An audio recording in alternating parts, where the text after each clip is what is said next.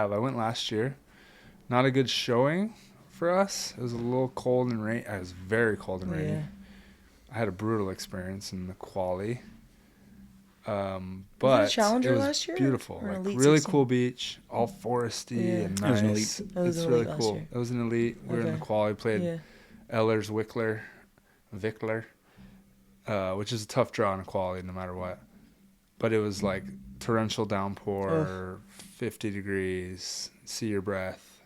We didn't have like matching tights, so we both had tank tops. I literally couldn't feel my hands. I couldn't like jump serve, and I have a 7-footer hitting off my fingertips. Good weather for Hawaiians and good weather for a Hawaiian with an autoimmune disease where his blood flow is limited. So bad.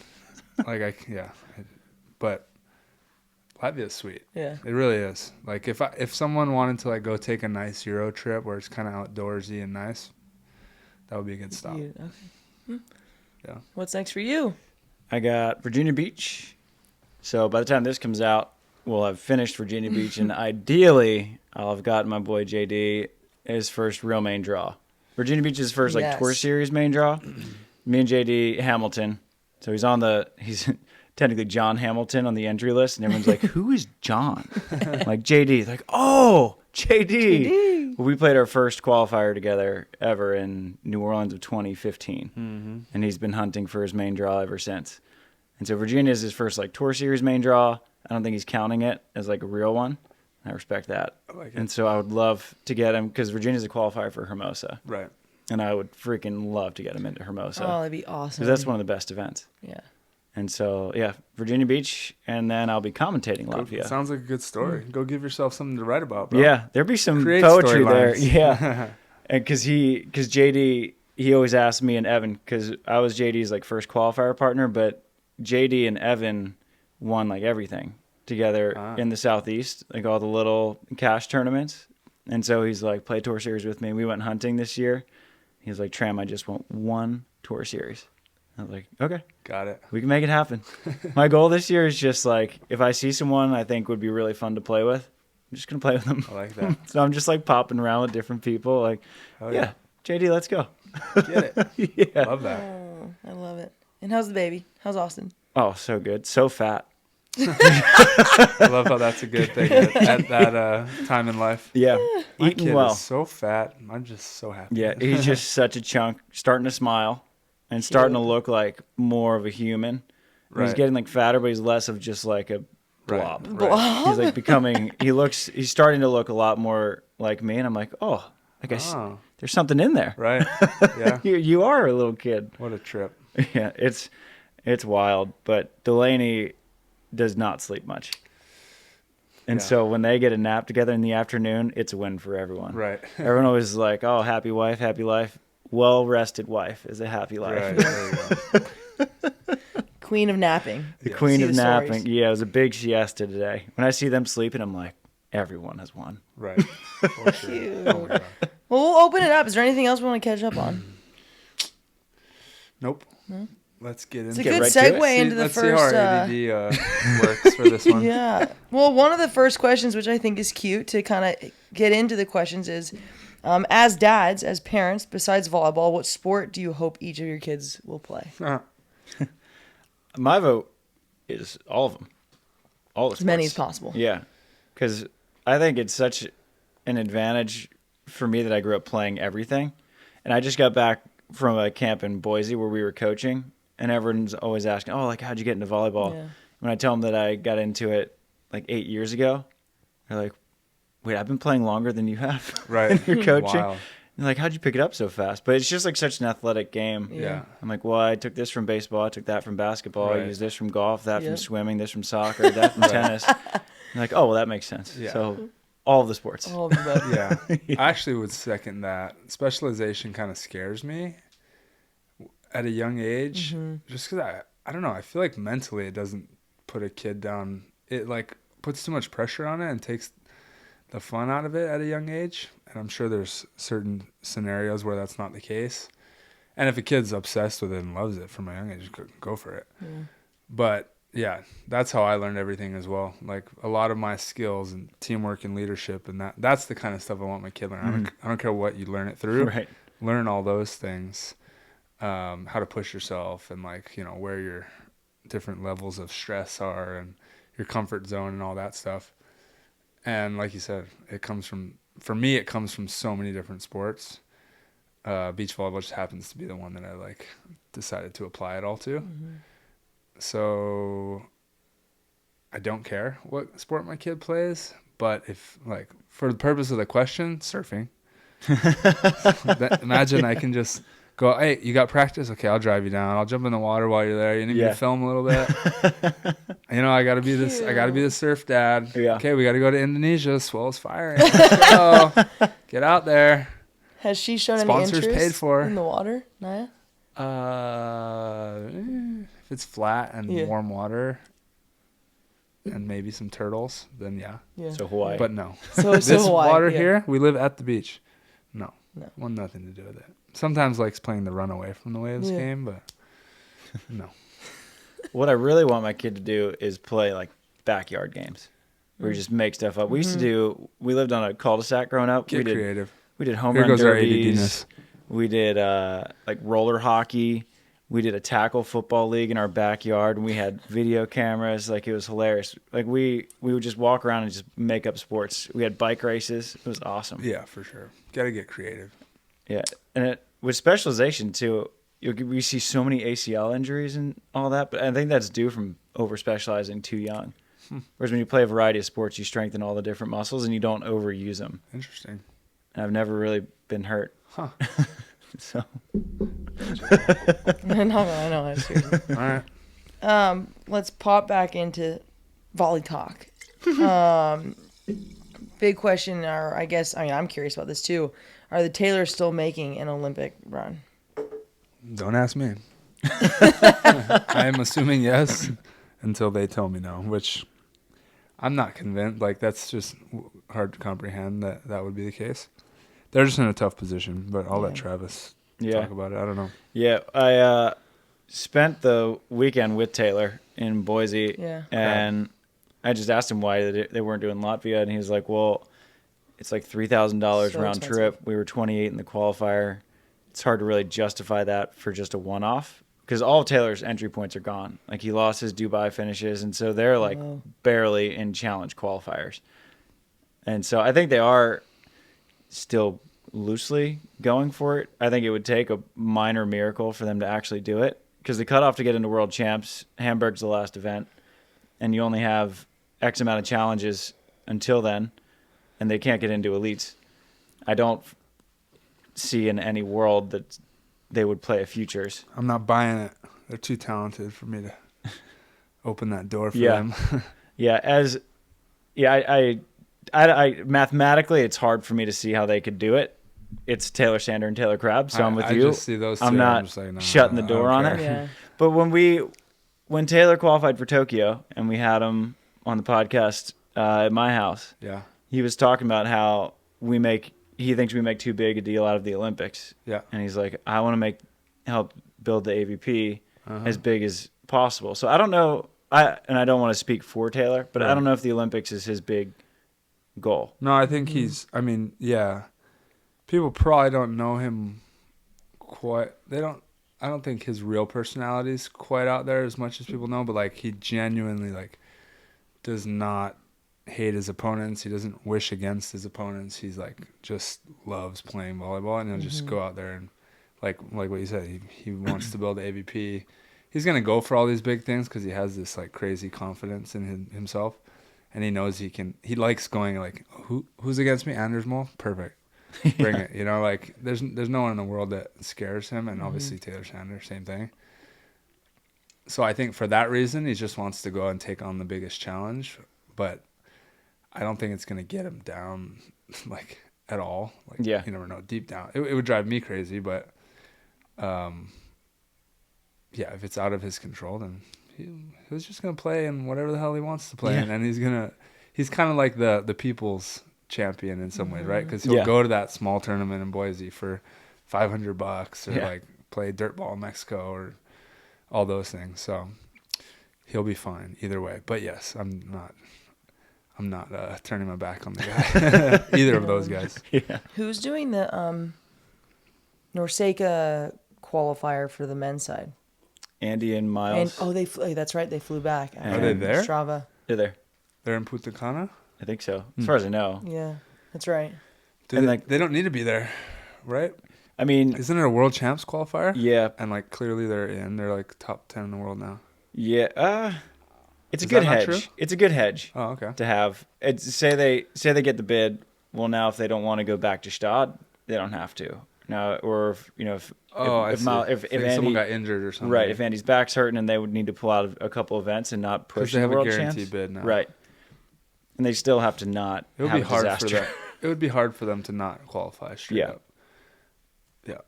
But it's nice. It's nice to have it in the back pocket, just sure. in case. Yeah. I think us older guys probably been like, we're not flying to Cuba for right, just to have in our back pocket kind of thing. But they also did block someone else. Exactly. Which they blocked Chase Budinger and Miles Evans. Yeah. Which was, I think, pretty And important. they had enough they have enough argument to say that they're not blocking, right? Because everyone, I don't know if that's like sportsmanship. I don't know, whatever. I mean, I don't care. It's part of the game. Exactly. You know?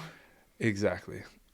But I think for me sitting out on the side, I'm like, oh, well, I guess it makes it harder for Chase and Miles. It was a good day for you guys. Yeah, we didn't have to do Miles anything. and Andy won. Yeah, because they blocked everyone else. They're probably going to get in anyway. Right, exactly. Mm. Yeah. But I don't know if they would necessarily fly from Ostrava to Punta Cana back to Latvia, then to Stad, if they didn't think that they would need it.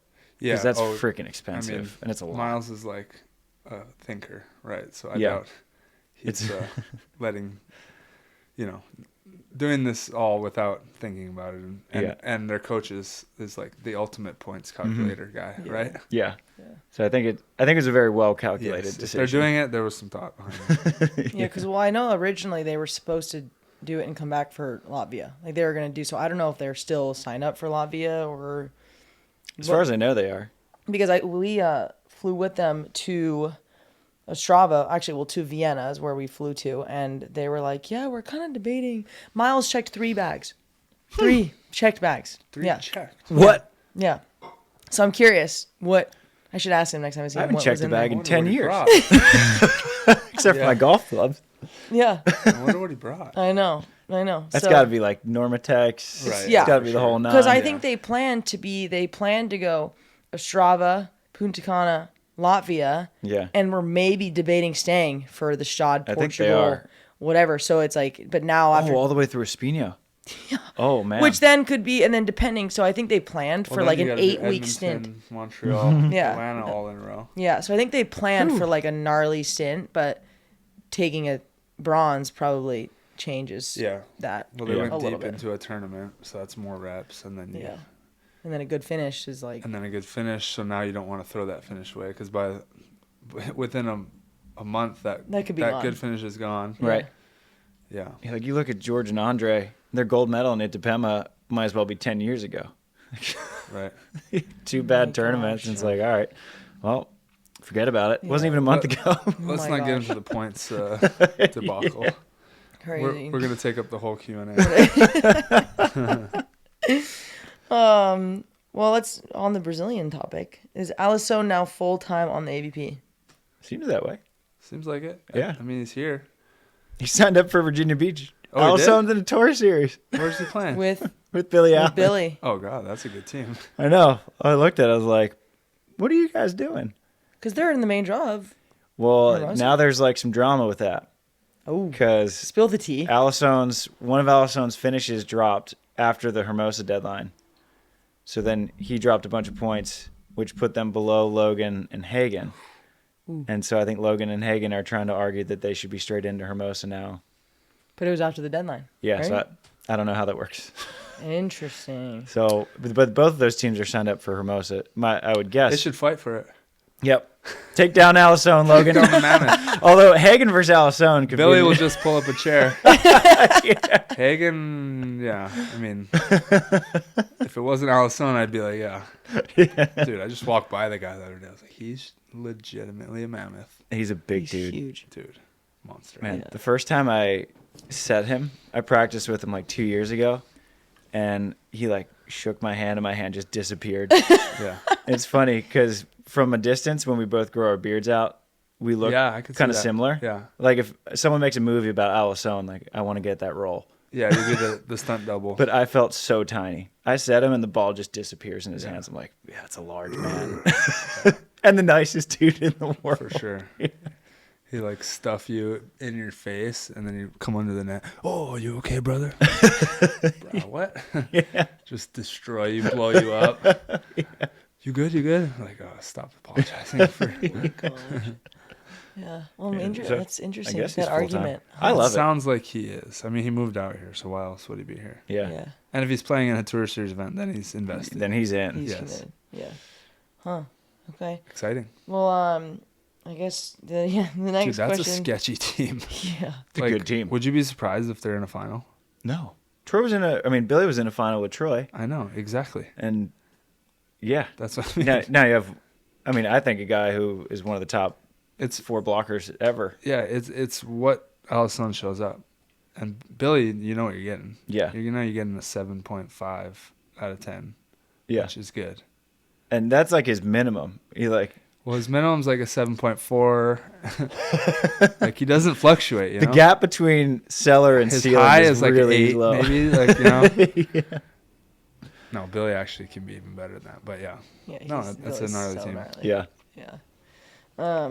But yeah, on that topic too, why did Evan and Logan break up? Sav. Does that mean You got the do I have to inside answer scoop? that? Put her on the spot.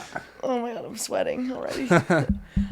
Listen, it can't be as dramatic as my whole thing. My whole Yeah. partner drama is still entertaining people to this day. Fair. Yeah, I made it a bigger deal than it needed to be. We saw Logan after the whole thing in the gym, and I was like sweating. I'm like, I can't go in the gym. I can't go in the gym. I can't. Evan's like, get in the freaking gym. We're fine. Yeah. And Logan came up, gave him a hug, and was like, wishing you the best, brother. Like, whatever. I've seen Logan, and Yeah. you know, it's not like he used to come over and play video games with Evan and whatever, but you know, obviously it's a bit sensitive for sure, but it was handled. I just think from a girl's perspective, when I think about a breakup like that, I'm like, oh my gosh, Yeah, I girls can't even definitely imagine. take it harder. Yeah, but he was, you know, very understanding, and I guess to answer that question, you guys can chime in as well, like, they just were not successful for a long enough period of time, I guess.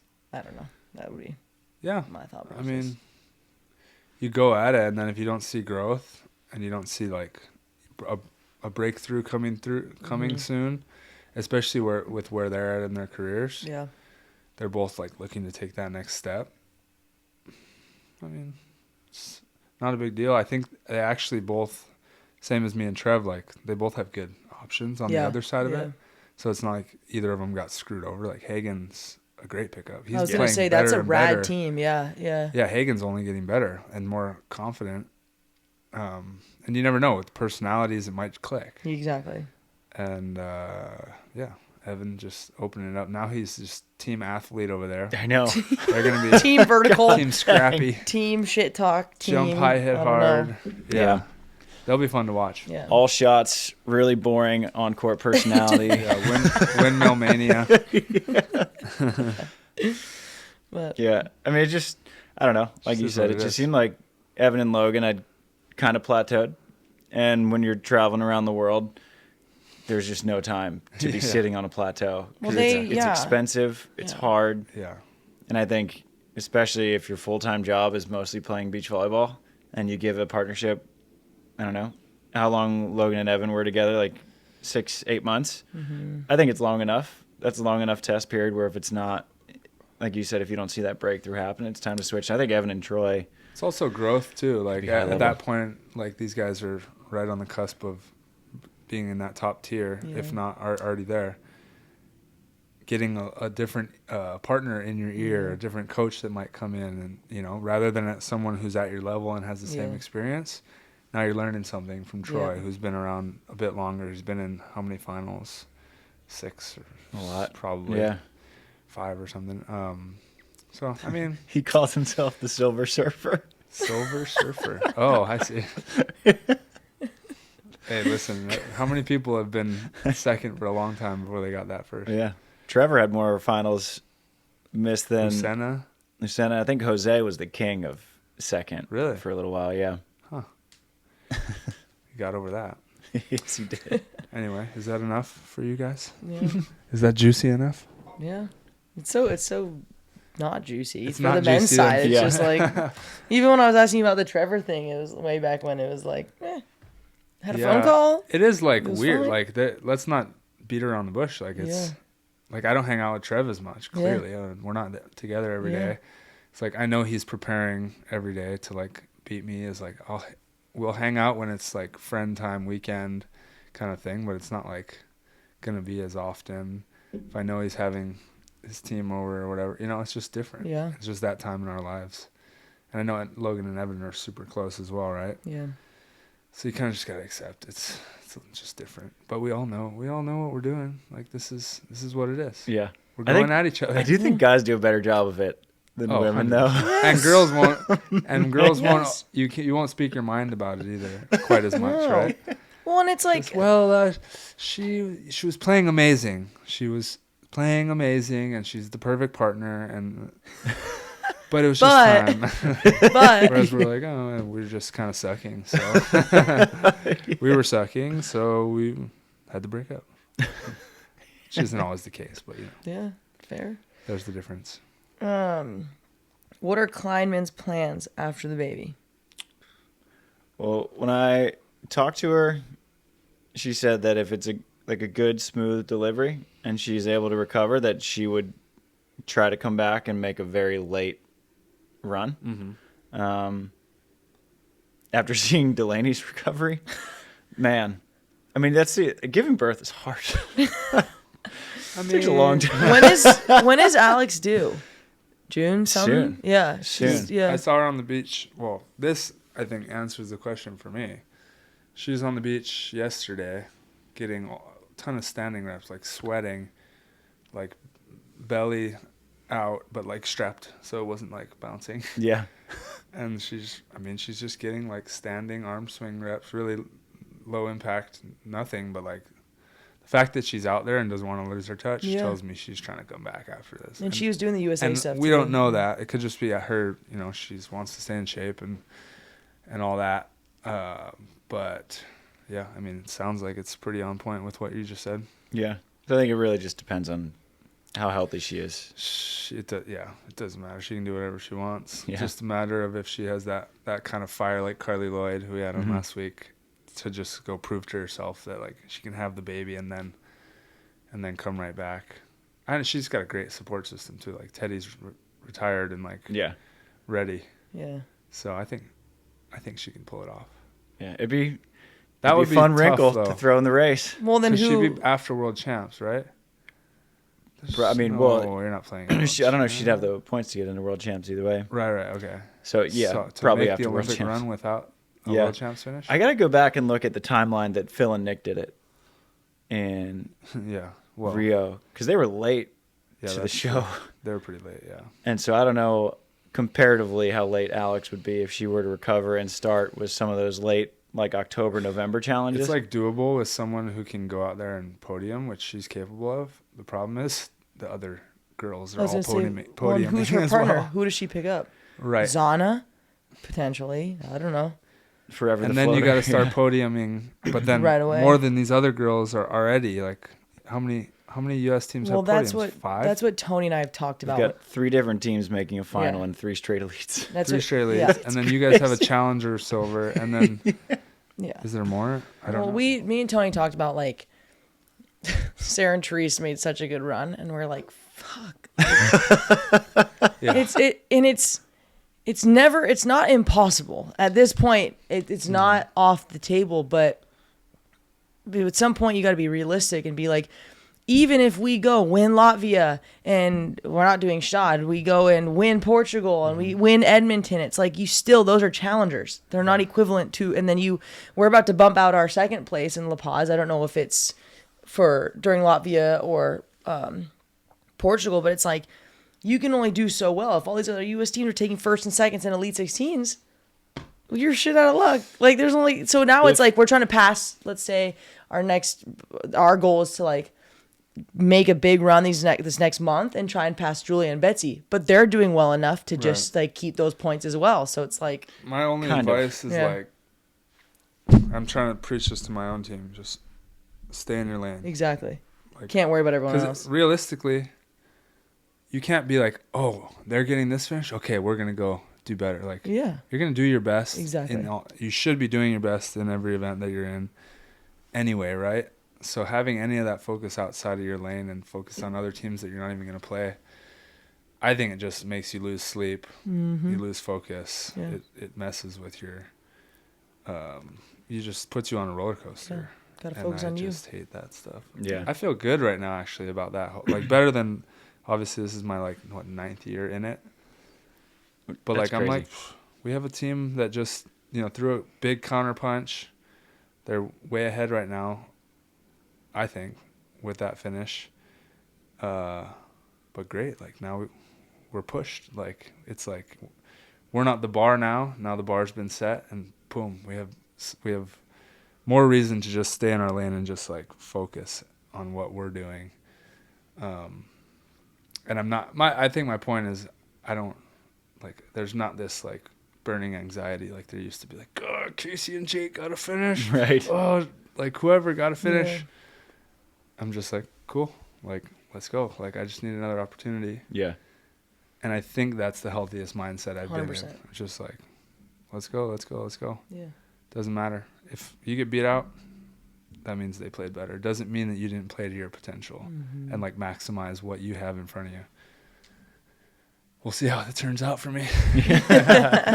Maybe I need that anxious killer, I but don't know, I man. don't think I do. With the way the system is, it's so hard. Like, because you guys didn't play your best, but it was far from the worst you and Cam could have In our played one against match? Trev and Theo in your one match. Yeah, no, it at the wasn't- highest level. it wasn't You great. played like a B-, and Trev and Theo played an A, Yeah, and they played really and they well. won. Yeah.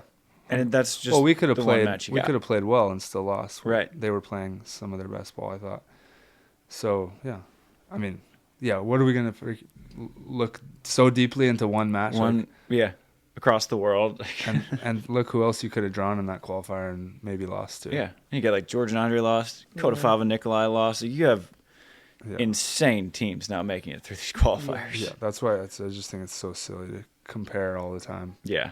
And then what happens all the time? Benish and Partain are down 14-11 That was insane. out of the tournament. They That was come back insane. and get a bronze medal with a forfeit in between in a quarterfinal, which I think they won the first set already. Yeah. So give them credit. But like, you don't see nobody gets a forfeit in a quarterfinal to go to a semi of an elite. Right. Doesn't happen. Yeah, dude, that third set, I've never seen a team go up 11-8, down 14-11, and then come back to win. Wow. 6-0 run. Yeah.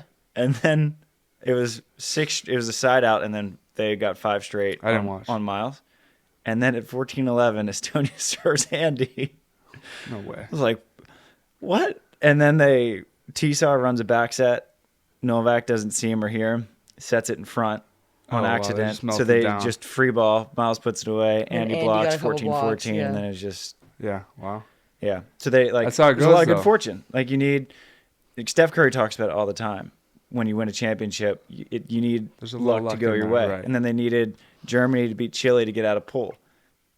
And then they just balled out. I mean, you got to give them credit for beating freaking Losiak and sure. Burrell. That's a damn good team. And they're also in that phase of, at least, I'm not trying to make an excuse, but like when me and Hagen were a fresh team and that people didn't know who the hell I was. Oh yeah, it's an I advantage. was going out there playing Fifi and Prudel and like beating all these teams. I beat, what's his name?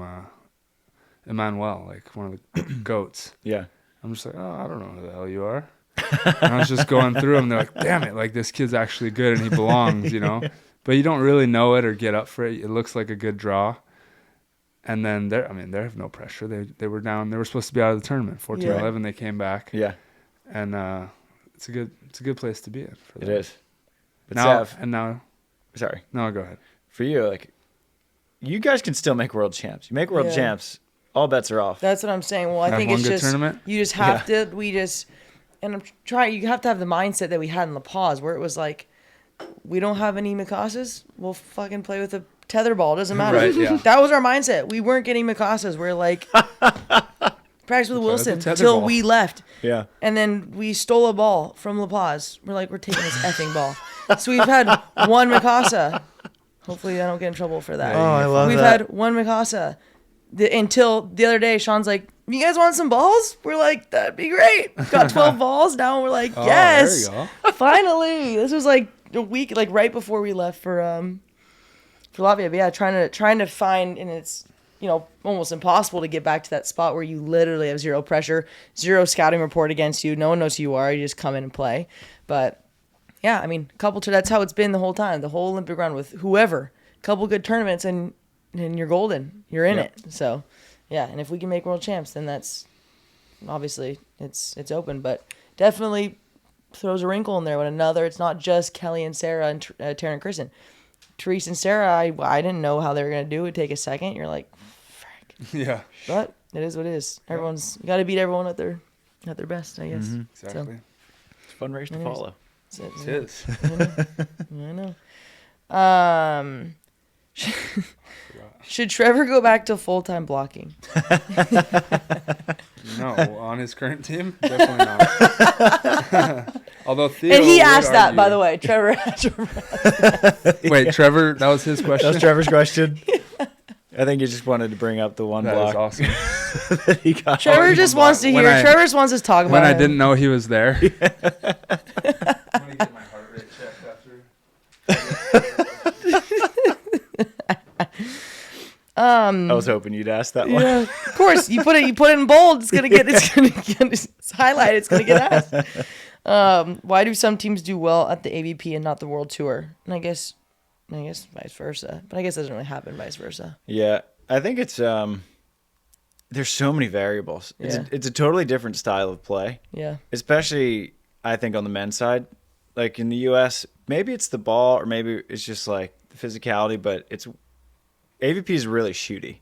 Like guys just shoot a lot more. At the World Tour level, like it's like an 80-20 swing to shoot percentage probably. It's just a different style of play. It's a different ball. You travel a ton. And so like you're starting to see the effects of how much travel affects you. Dude. Like you get on planes, you don't sleep right for 3 or 4 days, or you don't sleep at all. And it's a hard transition. Like if you're not built to play and travel, or you don't figure it out, or you don't work with it's so much more mental traveling, I think. But I think it's the style of play. It's a different kind of pressure when you're spending $3,000 to go play in a qualifier in China or Latvia, and some people can handle it and some people can't. And then once you're in the main draw, then you're up against the best in the world. Yeah. I just think there's so many different variables, and I think it comes down to who are the most mentally tough athletes, who are just like a Taylor Crabb. Really, Anders Mole, perfect. I love playing that guy. Like that's kind of the mindset that I think you need to succeed at that level. I love that Travis is like the guy to answer that question nowadays. Yeah. If you've been on this podcast from day one, you're like, yeah, why? How does this whole traveling thing work? And now you just got it. I agree. It's different, and I also think it's different for World Tour. If I lived in Europe and only played World Tour, that would feel more like my AVP. Right. I feel like, whereas my AVP brings out a different beast to me. I don't know why, whatever it is. But us having to jump back and forth, it is like you got to the dynamic's different. The crowd feel is different. The way that you interact with your opponents is different. You're not playing against your friends on the World Tour necessarily. Sometimes you are, but yeah, just a different energy. Yeah. And for you, Just different. specifically, it's like the AVP, you're the big dog. Right. Like you're expected to win, or Right. at least be in the finals. Nowadays. And and on the World Tour, not that you're not expected, but it's just so much deeper. Yeah. Guys aren't looking through like, oh shit. Or, not that they're saying that domestically, but like, it's just different. Yeah. There's like 20 teams on the World Tour, if they were to play in an AVP, would be expected to make every final. Right. Whereas on the AVP, there's maybe 3. Right. So it's just a different beast. I mean, look at the rankings over the last few years, right? Like, U.S. has been, as a whole, in the 10 to 15 range. Yeah. The last 4 years or so. Yeah. Yeah. I want to throw in another wrinkle. Can we talk about the lack of time they give you in between points? Like On the World Tour? yes. Well, that's completely, like, on purpose. Yeah. Yeah. I feel like I'm gonna die all the time. Got to become team hugs. we talk about it, and for some reason, like, it's like if we're either losing a string of points or gaining a string of points, we kind of, I don't know, when we're gaining points, I'm like, don't fucking touch me. I'm going to go back and serve. Like, we're going. But it's always the first match of the tournament when we're I think it's more of the nerves, because usually at the second set I don't feel this way. But, like, against those, we always happen to draw, like, a scrappy, like, shorter team first round that, like, the rallies are just long. I'm like, I need to call timeout just to breathe. Right. Like, literally. It's because and Tony especially, she'll walk around the ref stand so slow, and every time, like, literally 90% of the time we walk around the ref stand, they're like, let's go, hurry up, hurry up. Every single match, no matter who the ref is, they're always saying, speed up your hands and be quicker on your side switch every time. So I hate it when refs talk about your hands or like something like that. I'm like, why would you say that? I'm like, just call me if you're making me think about my hands while I'm playing, like, to change the way I'm like, no, don't talk to me like that. yeah. But sometimes they also do it. They're doing it to warn you because they don't want to call you. Yeah. But, like, the foot fault where the line judge is like, you're a little close there, or basically saying, like, I could have called that. Yeah, it basically means like, you just all foot right, faulted. I appreciate that. But I don't like when they talk about hands. Like, don't make me think about it. Yeah. I don't chuck balls anyway. If I'm close, I'm not gonna, like, change the way I set just for you. Anyway, shout out Jump Set, 1 million views. jumps at it. 1 million views. 1 million views, right? Yeah. Sick. Like, aren't I supposed to get paid or something? What do I do now? Did you make anything off of your Bounce Beach video that one time that had like No. 15 million likes or something ridiculous? I've never made crap. They did like Instagram bonuses for a minute. Yeah. And I got like $100 a month. Yeah, now for a they're while. gone. Oh, they don't do that anymore? So literally, I like, haven't I don't had know one why now. people like freak out about all these views. It's like, I didn't get anything. Yeah, did it get you? Do I get a gold star? Yeah. But Sav, to your point about the time thing, especially with Tony, Carrie Walsh gave me the greatest piece of advice ever with that. We were playing, me and Kyle Friend were playing Jake Gibb and Taylor Crabb in a Norseca qualifier, and we won the first set, and I was taking my time between every point. Yeah. And Jake said something to the ref, and I think it was Magda on the stand, and she was like, hey, Jake said to hurry up, so you should hurry up. Oh, my God. So I was like, oh, like Jake said it. Yeah, I started her. This was like 2019, so I was still pretty new to playing teams like that. Yeah. I was like, oh, Jake said, I gotta Jake go. said. Yeah. And then so we go into the technical timeout of the second set, and Carrie was sitting behind us, and she was like, slow back down. Like, you're driving him crazy. Yeah. Like, just stay as slow as you can until she cards you. Yeah. I was like, okay. So I slowed back down, went full Kolinske, and no card. Jake was going nuts. We ended up losing in 3. But that stuck with me forever. Like, whatever you're doing, do it until you get carded. Yeah. Because what's the way you just get a yellow unless card? it's going to be a red at the wrong time. And then you don't do that. Yeah. Yeah. Yeah, but I don't think they're just going to throw out a red just. Yeah, they out don't of toss nowhere. those out willy-nilly. I mean- yellow cards, I mean, there's you get one and you get one. Right. Yeah. They don't care. Fine. That'd be sick. Cool. Yeah. Give me a yellow card. I used to want to get yellow cards. That was great. But anyways, when is the best and worst time to approach pros for pictures at tournaments? And is it annoying when fans come up and talk to y'all and ask for pictures? That's a good question. I feel like everyone has a different opinion on this. I mean, probably. after matches, definitely everyone's going to have a lot more time. Yeah. Just I think before matches, try to avoid it just because you know that most players will be open and like happy. Like Travis will probably talk to you for 30 minutes before a match. But in general, before the match, closer it gets to the match, just let them be. After, everyone's going to be pretty happy to say hi and all that. You just got to kind of catch us, like follow us a little, because like we're not really thinking about it too much a lot of times. So I might like pop out the wrong corner of the stadium and people are waiting in the other corner and I just forget. So you kind of got to catch us a bit. But after matches, like we know what it's all about. We're here for the fans. Like we all want to make time. We just have to make sure that we put our best performance out there. So that preparation and mental stuff, can't really have a long drawn out conversations beforehand necessarily. Yeah. Is that fair? Well, the second half of the question is if it's annoying about it's not pictures. annoying. Definitely at not all. annoying. Like No, we love it. It's awesome. Yeah. The biggest piece of advice I would give to fans would be to have an idea of what the schedule is. Mm-hmm. So, because sometimes, like if you lose your first round on the first day, you're done for the day. Mm-hmm. So if you know that, then the team who loses, maybe give them 20, 30 minutes to do whatever they need to do, cool off, and then they're done for the day. So then you can kind of chat with them and take pictures. Or if you win your second match on the first day, you're done for the day and you're really happy. Yeah. Totally. Well, and wait maybe outside the players' tent. Like, we're coming back there. Catch everyone on the way into the players' tent. Not necessarily on the way out, because on the way out we're probably going to a match or something. But, we're going to go there eventually. So Yeah. But yeah, not annoying. We want the fans to have the whole experience. Like that's literally the one thing that our sport has over pretty much every other sport is the ability for the fans to interact with us. Just put a little thought into it sometimes. Yeah. I would say pre-match, like Tri said, is probably a no-no because a lot of guys, including me, are pretty neurotic. If they have their headphones in, then try not to. Read the room. Yeah. But like, how much time do you need?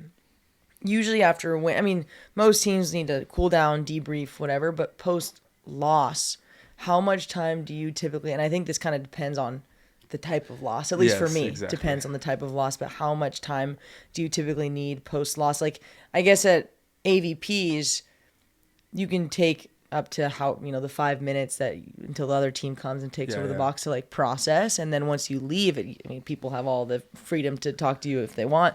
On the FIVB, the volunteers sometimes can be ruthless. Right. You lose, you don't qualify, and they come right up to you like, can I get a picture? Can I get an autograph? I'm like, can I have your jersey? That's the one that always, can I get, and they don't know if they don't speak English. They're just like this. And I'm furious. I had lost 30 seconds to go in the qualifier. Yeah, exactly. Then I'm like, how do I not be a total asshole to these kids? They don't understand. They see it as an opportunity to even be there. They can get to you before the fans. So like how many minutes is like 5 minutes, 10 minutes after a loss? I guess it depends on the person, but I don't know. Wait till they leave the court, first of all. Yeah. And read their body language. You can see if someone's pissed off. Yeah. But for the most part, like, we all get it, too. Even if we're pissed off, we're like, oh, okay, yeah, sure. Hey, we're good. Yeah. Take a picture. Okay, can I go be pissed off again? Thanks. Yeah. Just use judgment. But I think if you want an autograph, if you want to say hi, do it. Don't be scared to do it, because we're all, not one person that I've ever met is annoyed by it. Mm-hmm. Yeah. It's just got to be the right timing, because we're there to do a job. Yeah. And, oh, man, after me and Sam Schachter lost in Huntington, we took like 5 minutes after losing, and then we were like, all right, screw it, we got to get out of here. Yeah. So we were walking back to the car, and a guy comes up. He's like, oh, man, like, it must be such a bummer to lose to the guy as good as Sam. I was like, oh, dagger. Let's not, maybe don't do that. Wow, you must be feeling like shit right now. It's like, damn. Go cry myself to sleep. Brutal. Yeah, so don't say that. Yeah. Read the room. Yes. But yeah, we all want. It's cool. I mean, yeah. I think the accessibility of our sport's one of the coolest parts of it. Yeah, exactly. I'm reading. It's been a process. I'm reading Kings of Summer. Hey. It's been I don't read. I'm reading every night, like a little bit here and there, and it's just crazy to read about how it used to be. Exactly. I'm about halfway through, and just it's the craziest thing. That's an important read. I feel like every beach volleyball player should read it just to like know where you came from. Yeah. It gives you a lot of good perspective on whoever wrote that. Did a pretty good job. They should write another book. Literally, I know. I'm excited. Might have one coming soon. Hey. Ooh. Dangy. Wow. Yeah, but it's cool. I mean, it's crazy to see how much the game's changed, some of it stayed the same, but it just goes back to kind of why we all play, because we love it. Right. I mean, the guys back then were making a lot of money. Yes. But they weren't, and then they weren't, and then they were. Yeah. But yeah, if anyone hasn't read that yet, I would recommend. Get it on Amazon. I would recommend. It's a good read. There you go. And I'm not a reader, and I'm reading it. So, okay. Let's see. Success rate of partner switches, maybe the very next tournament. That was asked by Kyle Friend. So he was just asking, like, what do you think the success rate of new partnerships is, especially in that kind of first tournament, like a honeymoon phase. Yeah. Travis? Well, considering Percentage, throw it out there. I'm sure you know. I've had a new partner every tournament this season. So. Probably pretty high. I would want to see what you look at a Miles and Andy. You're talking about you and Hagen kind of had that sort of newcomer advantage, right? Where no one has the scouting report. You got a little honeymoon phase. Betsy and Julia made an Elite 16 final in their first tournament together. You and Kamer won your first AVP together. There's obviously a lot of examples that go the other way, right? I think what I'm really interested to see, because pretty much every guy's team from 4 down blew up and switched. I mean, the ones who weren't in the Olympic race. Crazy. So Hermosa is going to be a really good litmus test for this new theory. But I think, like the guy who asked the question, Kyle Fred, Tim and Kyle. Right. Great example. They had a mediocre finish in Fort Lauderdale, and then they beat the Taylors in Atlanta, took a 7th, and then they've just been ridiculous ever since. Yeah. It just depends if the chemistry's right. Like, I think Troy and Evan could be really freaking good. Right. Especially because, like, they're both big energy players, and they're just going to feed off that and, like, could combust in a good way. AVP. Yeah. For sure. That's a good question. I'd like to go back and do, like, a little statistical dive into that. Yeah, I don't know. Don't ask me. Yeah. You switch Like, partners like once every 6 years. Yeah. Is this good or bad? I don't know. You and Trev won your first tournament together. Did we? Oh, yeah. Well, you didn't win Manhattan, but Kinjo, the 3-star, you won. Huh. Yeah, you're right. Thank you. There you go. And then you played great in Vegas. Me and Hagen almost did. What was yours and Kame's first tournament? First AVP you won. First AVP. We played, what was our first tournament? La Paz. La Paz. Yeah. Which was not great. So yeah. well. But your first one, we first discovered AVP. freaking Andrews Remy Mole Bassereau. Like, what? Hey, just hit a little higher. Oh, that's still on his wrist. Okay. Well, maybe we just go to the next tournament. And then you played great in Tepic. So 2 out of your first 3 were pretty dang good. Sure. This one's for Try. I listened to the April interview, and Try was on another level with amazing, thoughtful questions. Hey. Has he been working on that? Am I working on my amazing, thoughtful questions? Every morning. Well, I think April just brings that out of me. Like, that's what I would say is, like, if there's one player that I've always kind of looked to, it wasn't the guys that had, like, setting the bar for me. Like, how do I get things done at an elite level as a professional athlete? Like, it was April. Obviously, like, Carrie and Misty before that, but Carrie wasn't around quite as much. She's always kind of done her own thing early on. She's had her own trainers and wasn't really part of USA or using USA quite as much. And then she was, hasn't been around quite as much lately. So I just respect April and fascinated with how she's gone about her whole career. And we have a few, things that have, like, are similarities, I guess. Just like both went to SC, I was with Mizuno early on while she was big with them. Same birthday. Really? Same birthday. And then we've been on a world tour for a long time. So just trying to dig a little, learn a little bit more. I think she kind of sparked my interest. Thoughtful questions. Yeah. Nice. What I've noticed over the last 6+ years is when we do have someone like one of the greats, is that you're freaking dialed. I perk up. Because you know how much you can learn and take from them. I remember specifically when we had Karch. I was like, damn, Try. Oh, really? Like, I could just sit back and, like, relax and watch the boys go to work. Right. And, like, I got to re-listen to that one. Yeah, anytime we've had, like, a big dog on, I'm like, I think Try's going to have a good night. Brings his A game. Yeah. Let's be honest. Like I wrote in a book that might be coming out, in the forward, I started this podcast partially because it's like I can learn a ton of stuff from all these great players, people, my colleagues, everyone around the sport. I can ask questions, and it's only selfish if I don't share. Yeah. And I'm sharing, everyone. It's your fault if you don't listen to the podcast. You're a big game hunter. Yes, thank you. Sure. The Tim Hovland Tell podcast. Trevor and Tim Hovland that. Yeah. Oh. What's the best way you guys deal with heat during a tournament? Suffer. Sauna. The best way to deal with heat is to prepare for heat. Beyond that, there's little tricks of water on the feet for side out. Don't spare any water. Some cold water. Hopefully they're recycling well. But obviously there's sideline stuff. You could have the towel in the cooler, soaking, ready, put it on the neck right away. On the sideline, manage your energy, right? More screaming and flex downs are going to cause more energy, cause more heat. Frustration can raise the heart rate and make it harder to breathe. I think we experienced that in Ostrava. I was like, why am I so out of... Was it hot? It was weird. It was really dead. It was weird. Yeah. The sand was kind of deep. I was like gassed, and I was like, why am I gassed? Yeah, like, I felt the same weird, way. Yeah, right? Yeah. But yeah, it was manage your hotter than it energy. like seemed. I don't know. I was playing and we finished our first match. Our game was at 10, I think, and it said it was like 67. Like it was not super hot, and my face was bright We're also red. like literally like surrounded by like dark metal and like no it breeze. was like kind of reflecting and Just sand in an felt oven. pretty like slippery. Yeah, It's like that. It's not that fake. Is it fake sand? It's kind of. Yeah. It's not. There's no shells in it. Like it's not sand from the beach.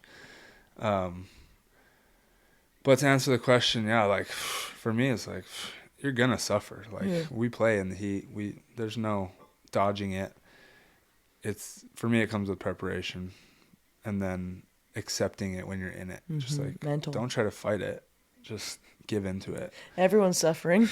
Yeah. Well, Jose Loyola, bad for us is worse for them. Yeah. Ideally, right? If you prepared harder than them, if you're in better shape, then no matter how hard it is for you, it's worse for them. So it's like, let's go, keep going. But maybe there is no answer. I don't know. Well, I love. Someone asked me what my favorite conditions to play in, and I was like, whatever conditions are going to make other people complain. Right. I love them. And I love the heat because people just freaking melt. Literally melt. Yes, I love the it. heat. I need to be better in the cold. Like feeling bad for myself. Like, oh god, damn it, Yeah. sucks. But man, I love playing in the heat because you can just see when people start showing you how tired they are. I'm like, it's over. Yeah, they're done. And I love it. And I've always played. All of my best tournaments have been in really hot weather. Yeah. I'm like, all right, he's cooked. He's cooked. Watch Pedro play in the heat. It looks like he's dying, but there's this mad science behind it. Yeah. He's just moving slow in his jersey. Walk to the ref, put his hand on his hip, hand on the ref stand before he even starts talking, buys him an extra 2 seconds. Yeah. Listen. And he's just like doing pauses and all dramatic. He's like, okay, good call. We'll walk back. Because the refs aren't like really mad, but I'm just like, he is playing you so hard right now, ref. But like, I don't want to get into it. Like, hey, Pedro's stalling. Like, that's what he wants me to say. Yeah. Well, But then he's a mad scientist with it. Him and Ricardo was like that as well. I bet. Line fixes, laying on the ground and almost like in an awkward position, like he can't get up. So the ref's like, well, I'm not going to hurry him. Like, this guy's struggling. Right. It's almost like a flop. Right. Yeah. So, I mean, if you want to watch someone master and he'll get up. It looks like he's done. Like, wow, short serve this guy.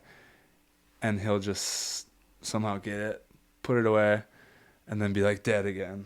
Granted, sometimes I think he is out of shape. Yeah. Well, the Pedro clinic of that, if you watch the finals from Uberlandia last fall, he did everything you're talking about. And so I'm like watching this play in my head. Exactly. Oh my But, I've seen it for years. Little King Arthur, he was making him option everything. And then Pedro just like, he was laying down and rolling around. It's an art form. Yes. He's a gamer. The Maestrinis are the best at that. I don't know if it's a Brazilian thing. It is Brazilian for sure. But they are like the queens of just in the Atlanta qualifier 2021. I played them, and it was like they were just laying in the sand like this. And the refs weren't doing anything. The refs weren't. They didn't give them a card or anything. Yeah. They kept calling timeouts. They'd call a timeout and walk back to their bench. I'm like, you've already used your timeout, and you've called 3 additional ones. Oh, sorry. Yeah. I didn't know. Yeah. They did it. They did that in Huntington against Zana and Diana. Oh my gosh, I was laughing so hard. They got hosed on a call. It wasn't for heat. Basketball where you get a tech if you call a timeout. Yeah. So it wasn't for heat, but Larissa did not agree with a call that was made. And so she just goes and sits down. And the ref is like, "You're out of timeouts. You got to get back." And she's like, "My pinky's hurt. I need a medical." And so the coach comes and puts a block of ice No. on her pinky, and they take the full 5-minute medical. That's the OG. I was move watching right this there. and like, man, way. I love Zana and Deanna, but I respect this move so much. It was amazing. Oh man, I wish I had a reel for that. And Yeah. I could write thoughts. And just They have were our on fans court just go one. crazy. They were on court 1, so you can't go back and Yeah. rewatch. I would love to rewatch that. Oh my gosh. If Zana or Deanna filmed it, you can ask them because I'm sure that. But you wouldn't get the zoomed in footage of Larissa. That's so And you good. can't do anything about One it. I mean, what are you cube. going to do about It's that? the refs. One the ref ice needs cube. to take over Yeah. and be like, "I'm not gonna allow it. Yeah. I'm gonna give you a card right now, and then a red's gonna follow. I'm telling you, Yeah. it's your choice what to do." But when it's like a legend of the game too, like I remember when Sid played Todd Rogers back in the day, I got so pissed. I was like, "You're only listening to him because he's Todd Rogers." Yeah. I knew it. I knew that Todd was just playing the ref like a violin Yep. against me. I was like, "Arr." And then now when I'm older, I'm like, "Oh, okay, good." Like now maybe I get a little more. I mean, Jake was a pro at that too. Oh, Jake was the worst. He worked him well. And he's all Mr. Nice Guy about it. with bad intentions. No. No, we all, I mean, at the pro level, there's a difference between sportsmanship and gamesmanship. Yeah. That's what I call it. It's like this whole thing. I posted it with me going under the net and blocking Miles. Yeah. And half the people are like, illegal or legal, but terrible sportsmanship. Or, Yeah. I don't think any player on tour, including Andy and Miles, who I talked to about it in the tent after, wouldn't have done the same thing knowing that they'd get the point. Right. In front of the refs. Bad sportsmanship is cheating. Blatant cheating. Blatantly cheating when you know the refs. Allowing the refs to make a call, and it's their call, it's their job to do it, is just gamesmanship. You're just making the decision. Yeah. It's like when someone wants you to call a touch or call a net when it's the ref's No, call. we have yeah. a ref here. Yeah. Call a touch. There's a challenge. Just challenge it. Yeah. Sometimes. Right? I love Delaney's response to that because you got sweet Delaney, and she's like, "I would actually be doing the refs a disservice if I called my own touch because I'm making them worse referees by helping them." Right. Delaney's always got. It just so grounded in logic. She's like, they're paid to ref, and if I and them taking their job, Why am I stepping on their toes? Yeah. They're the professionals. it's not my job. If you were to do something that nobody can see blatantly to make the game go in your favor, that's cheating. That's bad. So sportsmanship. here's my favorite example of this. If you go back, you can find this on YouTube. Dude, I was laughing so hard. I was legitimately crying because Andy and who did Andy play with last year? I forget. Andy was playing with Billy, I think. Was that last year? Is that last year? No, Miles Evans. Maybe For a little bit. But I think I don't know. he was playing against Chase and Troy. Right. And maybe it was with Miles Evans in Manhattan. Yes, it was with And yeah, so yeah. Chase doubles the ball, goes right through his hands, and they're arguing with the refs. Or this one didn't go through his hands. They're arguing with the refs about the call. And so Andy, who sweats, is sitting there while they're arguing the call, and is just lathering this ball with his sweat. And he serves the next ball, goes right through Chase's hands. And he did this for a minute. If you can go back on YouTube and watch it, it's one of the funniest things I've ever seen. And he's just sitting there, and you can hear Ed Keller "You gotta change the ball. You gotta change the ball." Oh my gosh! But that got him a point. Is that illegal? We don't know. No. Gamesmanship sports. It's It's not illegal. It should be the gray ref's area. fault, and it's also chasing them if they see it. Yeah. They can walk up to the ref. Yeah. And ask for a ball change, probably, right? Yeah. But it was in the third set. So if any of you guys want to go back and watch that on YouTube, I mean, you'll get the greatest kick of your life. Love that. Andy's almost gonna be like a Jake Gibb, where everyone thinks he's the sweetest guy, but he's saying stuff under his breath, Yep. and doing little things. But from the crowd's perspective, Try's such a dick right now. I know. Like he said 2 things before. I just asked him to make it everyone's show instead of just ours. Yeah. Which I actually like it. I respect it. It's fun. I love that. I think there's like a new generation coming on the AVP right now. It's the guys side anyway. It's more you think our entertaining. generation maybe set the tone for that a little bit? I think so. Because the guys before us didn't do that. No. The guys before them did. Yeah. Just saying. You I'm not guys trying to take credit or anything. You skipped a generation. Us guys, right? We got it back on track. You got it back. Yeah. It's good. I hope the refs just let the Casey boys Jennings play. is Let it probably go. like, what? What do you think I was doing? Okay, you're right. Yeah, he was good with that. The Miles and Andy, they're 2 very unassuming. They like Miles Partain talk shit too. Like kind of like Yeah, there's a little. it's not he like wants to. through the net, but it's like sly, kind of quiet. Like he's not as innocent as. He snapped at the ref when I kicked him under the net on accident. Yeah, Started freaking out for a second. it was interesting Made watching some that noise. because even watching the replay, I couldn't understand what he was arguing about. I have the slow motion Yeah. replay of it on my phone, so I'm gonna post it in the next few days. Don't worry, people. I got you. Those are good Everyone in the videos. stadium had no idea what they were freaking out about, except I for didn't me. know either. I don't even think Andy knew. Because you We like jousted. piked a We little, jousted, right? and I piked. Yeah, so my foot's out under the net, and I won the joust, but he's covering it, and he totally like was in control. Like he could have set Andy, Yeah, but I kicked his arm at the same time. So he shanked it, and Andy shanked it. So they had to free ball it over, and they Okay. got the kill. got it. And so he knows that he was gonna set Andy. It was gonna be a good set, and probably Yeah. they would have got the kill. That's why he was freaking out. Okay, But because no even one on the could see it. replay, and it I was hard to also tell. like, how the hell are you gonna like ask for them to call that? yeah, I get it, and he was right. That's an interference for sure, even though it was like unintentional. Like there's Yeah. no way I could avoid doing that. But I'm like, no one in the stadium knows what you're talking about Yeah. right now. Yeah. So that's when I was like, don't cry about it, don't cry. And then Andy's like, no, don't talk to him. And then that's when he's like, over you, too small. Like, started saying all that. I noticed a pretty direct correlation to the way the momentum was going. Like when Andy was talking shit, things started going bad for Andy and Miles. I was like, that's the guy you don't we talk weren't shit playing to. well, so I was like, let's see. Can't go worse, so let's just see if this will stir the pot up a little bit. Yeah, Didn't work either. on the first set. Oh, yeah. Was that the first set? Yeah. Yeah. I guess it did work. Yeah. There we go. How much time we got? How many more questions do you think we got? About What's, an hour 7. Hour 7? Yeah. How many more you want? Two Two more? more? Yeah. 2 more? Okay, let's see. Is the jump set / constant option threat becoming a necessity to compete internationally? Or do you think that the traditional, simple... I think people are going to overcorrect into the jump setting a bit. It's kind of foolish if you don't try it out and just see if it can be a weapon in your game, I think. But, like, if you're siding out, why are you changing things? Like, people are like, oh, the blocks are getting so big. I'm like, well, the blocks actually aren't even bigger than they were before. They're smaller. They're smaller. We don't have Stoyanovsky out there, and Doherty's not out there, and Phil's not out there. Ricardo.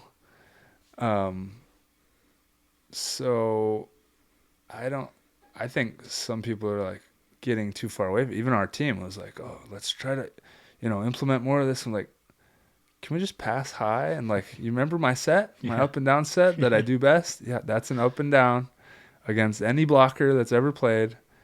I'm good. Like, we don't need to overcomplicate it. Give me that one. Yeah. And then when it's appropriate in transition, like, obviously I have the ability to do it, so I want to do it. For me to set it, it works, right?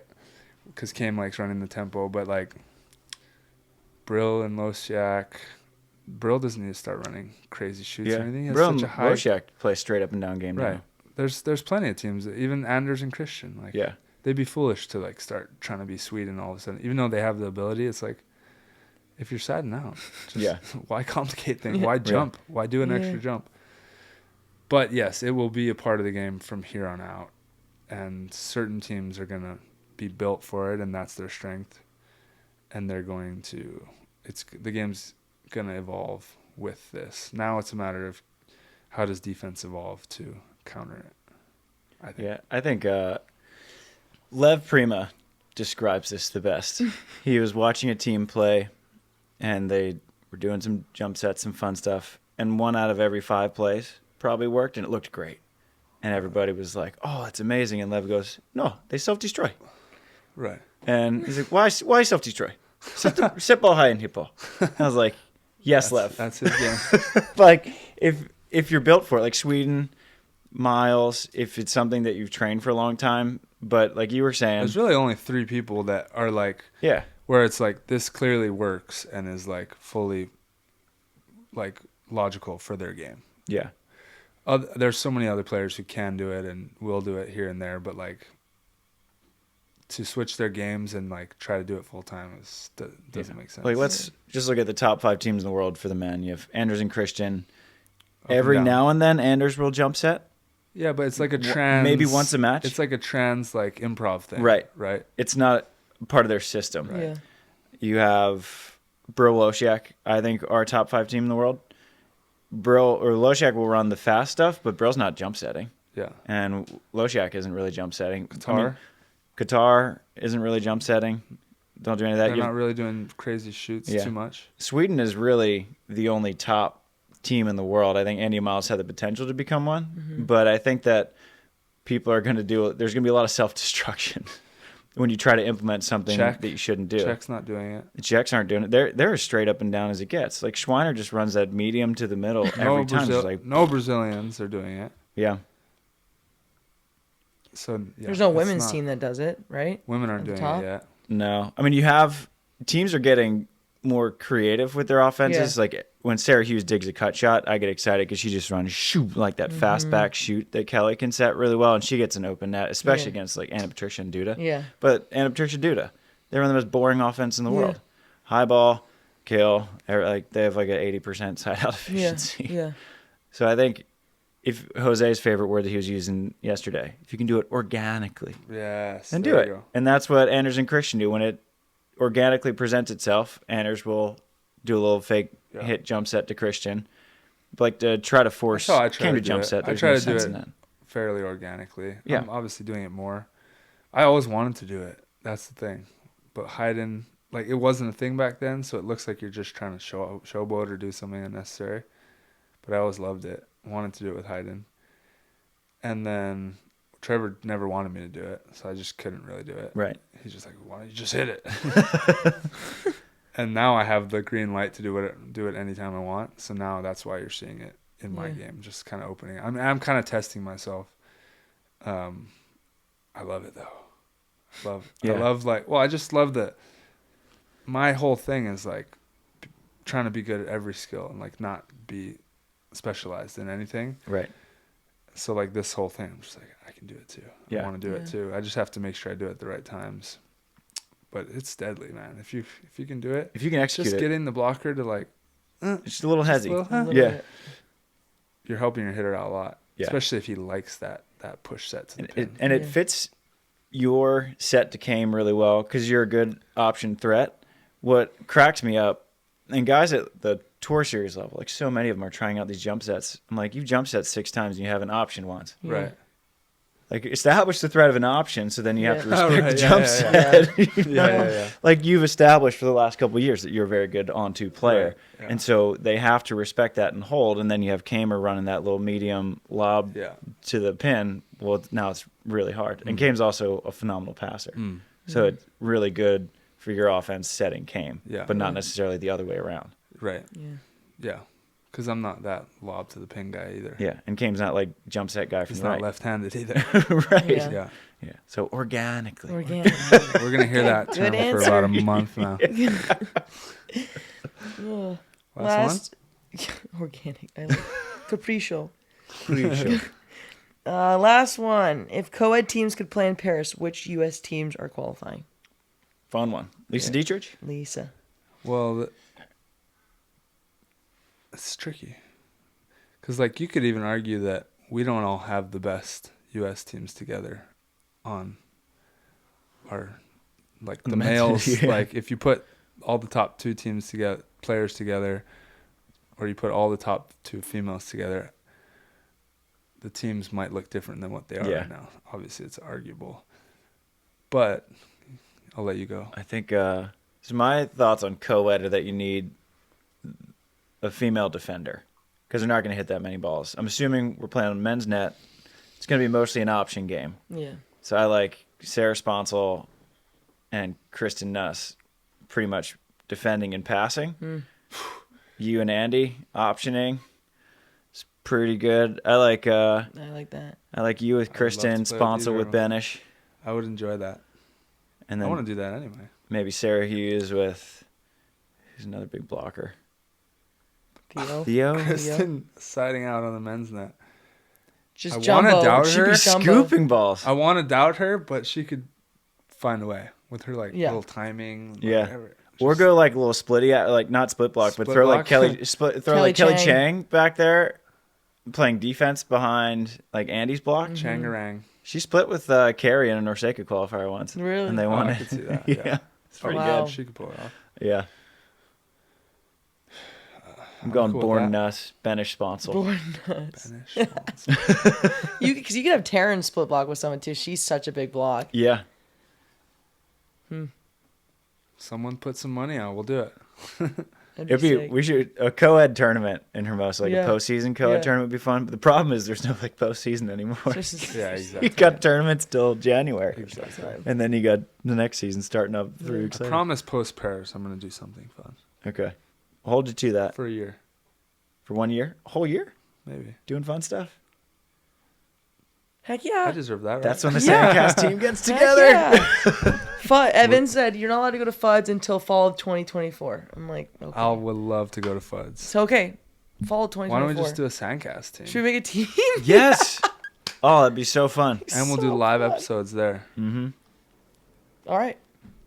I'm heading back to Navarre soon. They're putting on like a $20,000 tournament in Navarre. When? Is that where I played in Florida? Navarre is, right? Tavares. Tavares. Oh, okay. Very far away. Gotcha.